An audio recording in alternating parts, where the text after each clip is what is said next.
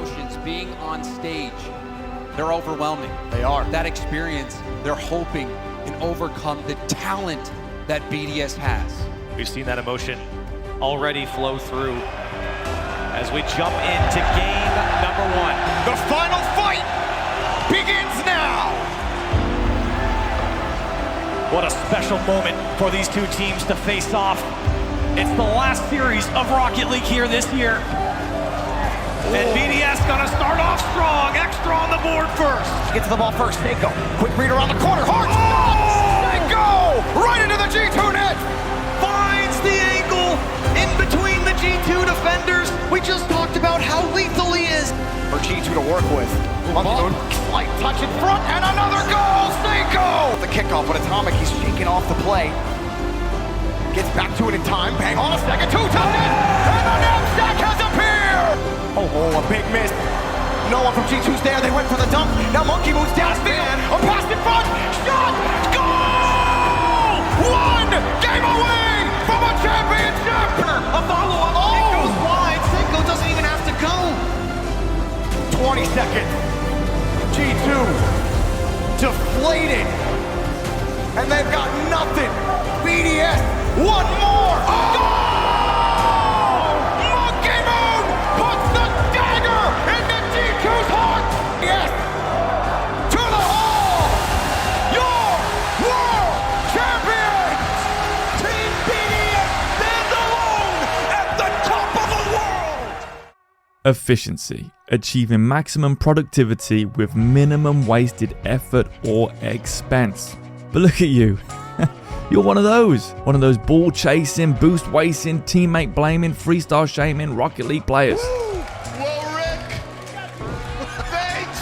You want to improve, you want to get better, but the more you practice what you have been told, the worse you become. Does that sound familiar? At this stage, it's safe to blame your teammates, yet you're also struggling in ones. Well, then it's due to your skills. Here's the thing, you might actually be improving in everything but the most important thing in the game, efficiency. And this is where the king of efficiency fits in, M0nkey M00n. Let's look at the subtle high-level things he does that you can do and work on by follow some of these top secret training drills I'll show you at the end of the video. But first we need to understand the concepts. Play faster. No, I'm just kidding. Play slower. Seriously, slow down. All you're doing is making a mess. And I'm just being honest. Look at you, flipping around, diving into balls, smashing the ball away when you have time. What are you actually doing? What are you trying to achieve? They told you to play fast. To move forward, we need to move backwards. And this is going to ruffle a few feathers. But most players in the game haven't even learned the basics to a semi-decent level. If you can flip reset but you can't nail hook shots, then something's wrong.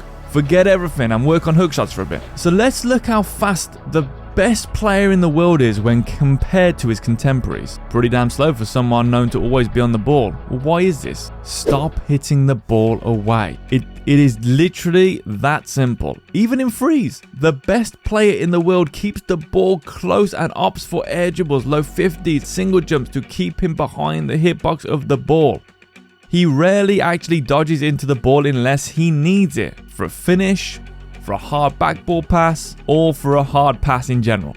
The problem people have is that they try to force the ball away and force it out of defense. The way most people do this is they just push into the ball or try to carry it. The act of both of these allows you to be dunked because the ball has upward lift. So there's a few reasons this happens. The first is, well, I gotta be fast, I gotta move the ball right, aka fear is holding you back.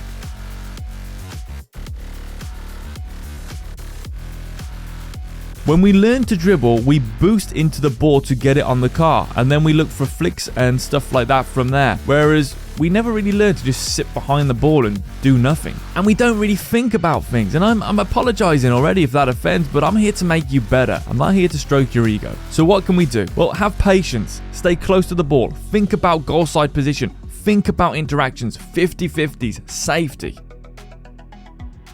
Watch the game. Seems obvious, right? You're probably thinking, of course, I watched the game. Nah, I'm on about everything beyond the ball. If you played for at least 1,000 hours, you know how the ball works, where it'll end up, so you know the trajectory. So once that happens, once there's an interaction on the ball and the ball's moving, and you know that, forget about it. Use peripheral vision to scan the floor, then return back to the ball once you have a clear objective and can get the right hit off.